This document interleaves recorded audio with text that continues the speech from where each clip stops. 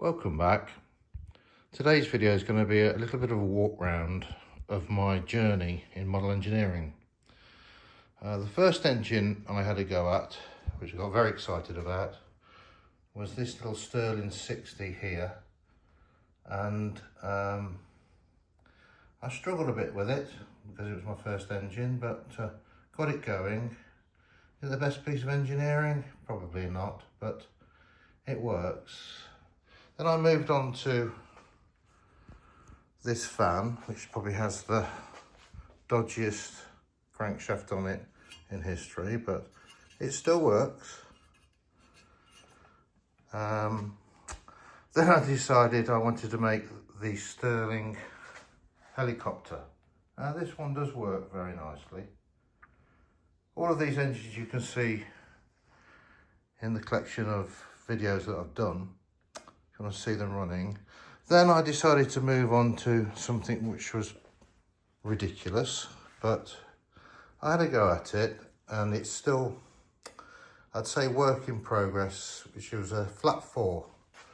And I made the crankshaft out of solid, not knowing what I was actually doing, and I did it. But there was a lot of accumulation of errors, really. But it was a great exercise in machining, and then I kind of took a step backwards, if you can call it that, from trying to do combustion engines to making my first steam engine, which was a 7A, and it's got reversing gear on it as well. And this kind of gave me a little bit more incentive to carry on with steam engines.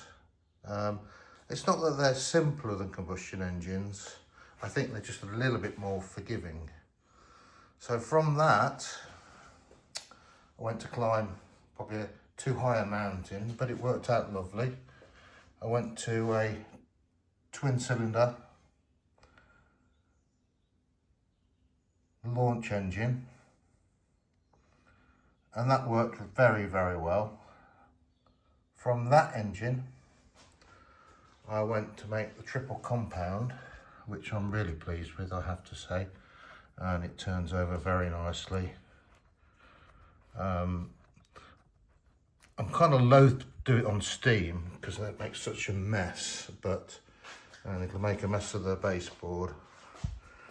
And made a few modifications to the layout. I was really pleased with this.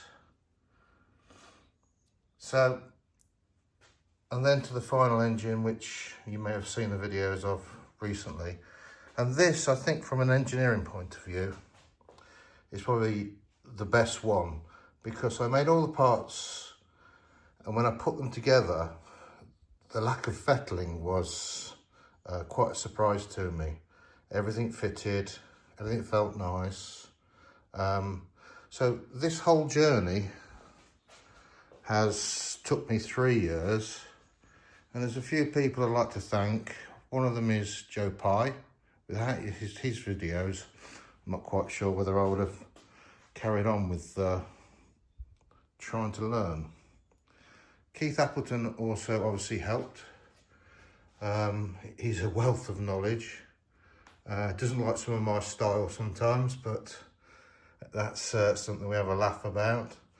But yeah, so here's my mini cabin fever. I've just watched the one from America, which there's some astounding bits of machining on there. So the next engine I'm going to have a go at is going to be a hoglet. Now I know the hoglet's been done probably 2 or 3 times before, and I'm not going to change anything on it, but it's what I really want to do is get a combustion engine going. And rather going to try and make, like I tried here, a flat 4, I'm going to start with something simple, something proven, and hopefully get it going. And I'm then wondering what to make after that one. And if you've got any suggestions, that would be great.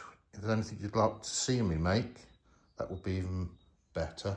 But that's a table full of 3 years of my hobby.